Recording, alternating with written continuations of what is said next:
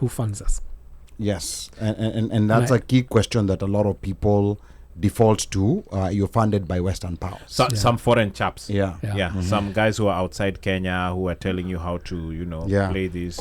Amnesty does not receive funding from governments as a principle. Okay. So not only have I never received funding over the many years from USAID, but Amnesty USA has never received money from USAID. I think as far back as probably 1972. That they are foreign agents or that they are puppets of foreign masters or foreign imperialism. It's not factual in the sense that, first of all, it's stereotypical in the sense that you're talking about maybe 50, 60 years of human rights organizing on the continent.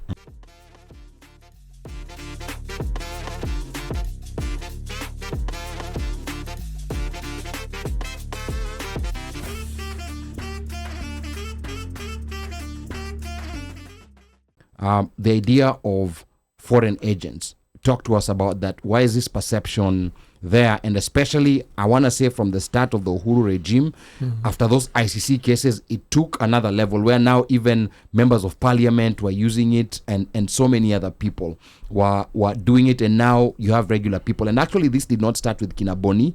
It went back to days of Wangari Maathai. Before she got a Nobel Prize and she became a hero. Back in the 90s, that's the way she was being branded, because the Green Belt movement. Yes, she was being stripped down by President Moi, in public events at Uhuru Park. So talk to us about that, Irungu, before we start getting emotional. Yeah. So the allegation that human rights organizations is that they are foreign agents or that they are puppets of foreign masters or foreign imperialism.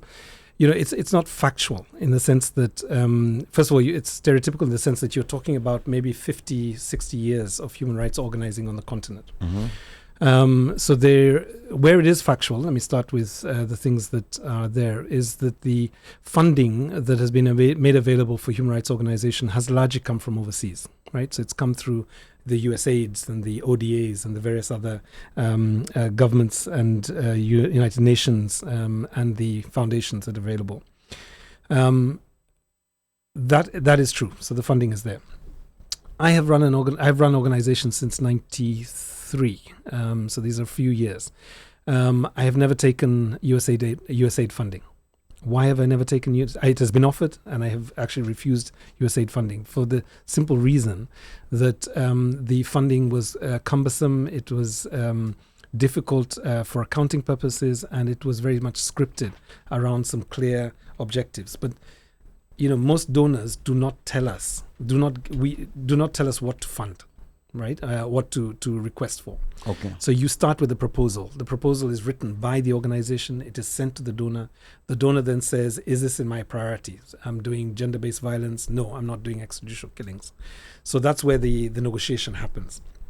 But I think the argument that somehow human rights organizations are directed by an ambassador or by a foreign country, I don't have any evidence of that from the 30 years. Yeah, like Meg Whitman would call Irungu, go talk about this. In fact, if anything, it was me calling Meg Whitman and saying, can you speak out and talk about the Gen Zs who are being brutalized in the streets of Nairobi.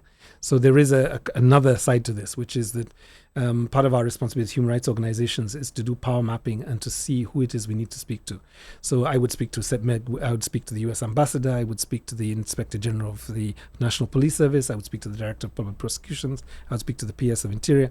My job is to get governments to basically either stop doing human rights abuses or protect people. That's my job. That's what about the church? Is the church involved in that as well? I have spoken, yes, to the Anglican Archbishop. We have an open relationship in terms of lobbying and work. And on issues of corruption, he has been extremely clear that his pulpits will not be used for money laundering or for these performative rituals that happen on Sundays. So the religious organizations have been very important. But I do want to say that, as people, I guess, challenge the idea that human rights organizations should not be funded from abroad, the question I would still come back to is, what are you contributing? Like, what is your contribution to keep Amnesty's work funded by Kenyans? I've often said, as I've traveled abroad, that, you know, my work as an Amnesty director is not complete until my organization is funded by Kenyans. Wow. Right? Okay. Human rights funded by Kenyans. Let me just share one fact on Amnesty. Amnesty does not receive funding from governments as a principle. Okay. So not only have I never received funding over the many years from USAID, but Amnesty USA has never received money from USAID. I think as far back as probably 1972, right? And that I think there was a USAID then, but there may have been something else then. So we don't do this generally. And why don't we do this? We don't do this because we don't want to be dictated and to be channeled into programs or human rights issues that are more important for the host government, for the donor, than what we think is important in the country. But then the question still remains: who funds us? Yes, and that's a key question that a lot of people default to. You're funded by Western powers. Some foreign chaps. Yeah. Mm-hmm. Some guys who are outside Kenya who are telling you how to, play this. Because now some people then seeing you here saying benchmarking here DC ati umekuja hapa studio amekuja collect pesa na kupata instructions. And where is it that Rao normally goes at sijui uko Brito?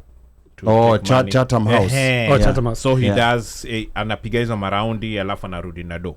Yeah, so that's a talk, and unfortunately, this is the talk that becomes very sticky. That even people do not even bother to check whether it's true. People just believe it because it's been said and said so many times. Said enough times. And to add to that, I mean, I think what also happens is, and I think we've mentioned them, these bloggers, Itumbi and them. Yeah, the government bloggers. Yeah, those guys are, they've been paid to really, really hammer and trash. And because people don't understand, people don't know, people are not educated. I'm not saying that they don't, the organizations don't do a good job of advertising and marketing and doing whatever.